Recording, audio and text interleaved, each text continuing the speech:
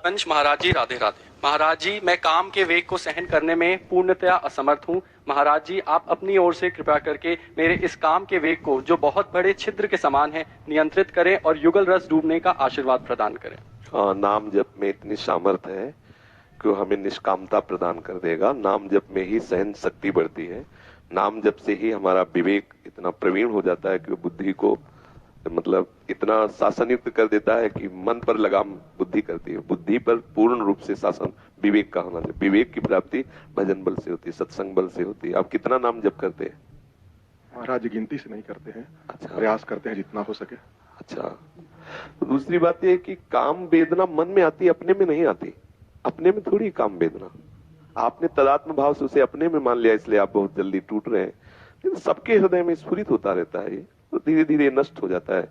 जब हम इसका आदर नहीं करेंगे ना, इससे वैर करेंगे, तो ये नष्ट हो जाएगा। हम आदर या वैर दोनों में कोई भी एक भाव रखेंगे तो बना रहेगा। और ये कुछ ही क्षण के लिए आता है, कोई बहुत समय थोड़ी रहता है, बराबर थोड़ी बना रहता है।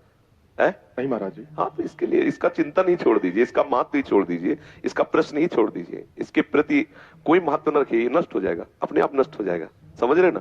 जैसे हम इसके प्रति महत्व बुद्धि रखते हैं ना, तो इसकी सत्ता मानते हैं ना, इसकी सत्ता मानते हैं ना, तो फिर हमारे हृदय से इसको हटना मुश्किल होगा। इसकी सत्ता ही नहीं है ना, असतो विद्यते भाव, क्योंकि असत भाव है ना। भगवान श्री कृष्ण चंद्र जी कहते हैं, आगमा पाइनो अनित्यास तास तितिक्षस्व भारत।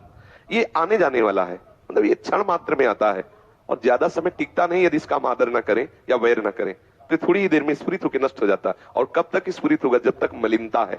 जहां मलिनता खत्म तो इसका आना भी खत्म हो जाएगा। हम नाम जब, और पहली बात हम निश्चिंत होना सीखें प्रभु के बल पे। ये हमारा कुछ नहीं बिगाड़ सकता, पक्का समझ लीजिए। जब हम इसको हवा माने हुए हैं तो ये हमारे ऊपर हावी हो रहा है, और जिस दिन हमारी नजर टेढ़ी हो जाएगी उस दिन इसके सामर्थ्य नहीं कि हम पर नजर कर सके। हम ऐसे प्रभु के शरणागत हैं जिनकी परछाई देखकर करोड़ों काम मूर्छित हो जाते हैं। आज की चर्चा सुनी नहीं?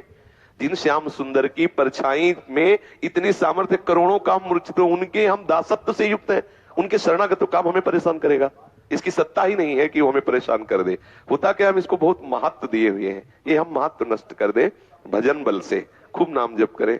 और खास बात नहीं, हम जो कह रहे हैं समझ रहे हैं, इसकी प्रति सोचना ही खत्म कर दो, इसकी चर्चा ही खत्म कर दो, इसका प्रश्न ही खत्म कर दो, इसकी बात ही खत्म कर दो, ये खत्म हो जाएगा।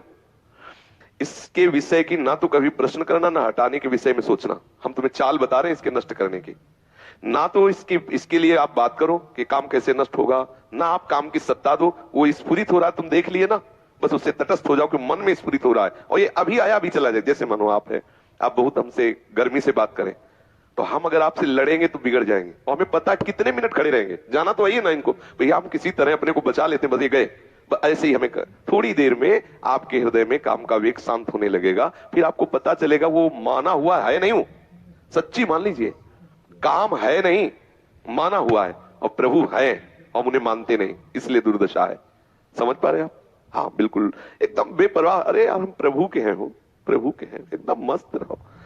और दूसरी बात, इस मस्ती को बचाने के लिए नेत्रों को बचाइए। हम नेत्रों को थोड़ा सावधान रखें, इनमें बहुत चंचलता है इधर उधर ना। उसको बुलावा मत दीजिए, वैसे ही दुश्मन बलवान है, और उसको बुलावा ऊपर से दो, और फिर उसको नाश्ता पानी पवाओ, फिर उसके आगे हाथ जोड़ो, तो समझ गया भयभीत भी है, हमारा स्वागत भी हो रहा है, हमारा आदर भी है, तो काहे को जाएगा। और आदर मत करो, कुछ खवाओ पियाओ मत, उसको नजर मत दो, कितनी बार आएगा, अपने आप चला जाएगा। समझ रहे जी? चंद्रवदनी शरण जी, झांसी से। जी सदगुरुदेव भगवान, आपकी अहेतु की कृपा से शांति मिल रही है, पर शांति की आवश्यकता है। सदगुरुदेव भगवान, क्या शयन के समय काउंटर से गुरु मंत्र कर सकते हैं क्या? क्योंकि वृत्ति बहिर्मुख रहेगी काउंटर में, तो उस समय तो हमें लगता है कि सब रख देना चाहिए, माला भी और काउंटर भी। सीधे शवासन में लेट के एकदम ध्यान पूर्वक मंत्र में शयन कर जाओ। जितनी देर होश रहे मंत्राकार वृत्ति, ऐसा अभ्यास करो। शयन में बहुत बढ़िया भजन होता है, लेकिन जिसकी वृत्ति लग जाती है, नहीं तो शयन में गए बोले बहुत बढ़िया भजन होता है, थोड़ी देर बाद खर्राटे बजने लगे, बोले क्या, बोले शवासन में भजन कर रहे, कूलर चला दिया, दरवाजा बंद, बोले भजन में है। हाँ, सो गए।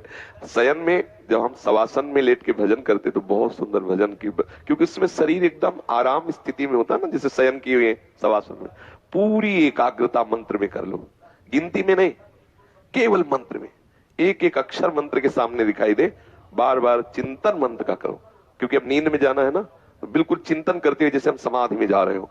कब सो गए पता नहीं। तो जब अभ्यास दृढ़ हो जाएगा तो आप देखोगे नेत्र खुलेंगे तो वैसे ही मंत्र चमकता हुआ आपको दिखाई देगा। बड़ा आनंद एकदम मंत्र चल रहा है आपको, वो आनंद जो अनुभव में आता है ना वही तो बढ़ाता चला जाता है। सब विकारों पर विजय उसी आनंद से मिलती है। कल की चर्चा में था कि शयन के समय बहुत सावधान हो जाना चाहिए। शयन के समय में इधर उधर वृत्ति न दौड़ाएं, बातचीत न करें। बिल्कुल मृत्यु के समय जैसे सावधान हुआ जाता है ना, ऐसे शयन के समय सावधान हो जाइए।